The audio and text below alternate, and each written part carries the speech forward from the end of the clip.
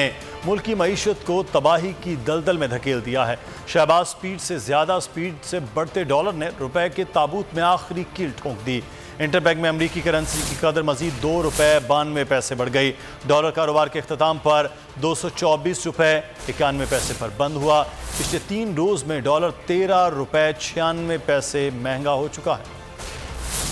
Speed में dollar की speed high, बेकदरी का शिकार रुपए की दुहाई। ₹224.91 का डॉलर सिर्फ एक ऐसी बेकदरी न कभी देखी ना ही सुनी। अमेरिका बहादुर की करेंसी ने रुपए के ताबूत में आखिरी कील ठोंक दी। बदहाली का अजदहा मईशत को निकलने लगा। दिन चढ़ते ही डॉलर ने मुल्क की तारीख की नई बुलंद तरीन सतह को छू लिया। ताहम बाद में सूरत हाल में आटे में नमक के बराबर बेहतरी देखी गयी। दिन के अख्ताम पर इंटरबैंक में डॉलर में ₹2.92 का इजाफा देखा गया। करेंसी डीलर्स के मुताबिक 3 रोज के दौरान डॉलर की उड़ान में तेजी आई है। इस दौरान कदर में ₹13.96 का इजाफा हुआ। डॉलर की कदर में इजाफा 2-4 रोज की बात नहीं, हुकूमत की तब्दीली के बाद से रुपए में नॉन स्टॉप गिरावट जारी है। 30 जून को माली साल के इख्तिताम पर डॉलर की कीमत ₹204.85 थी।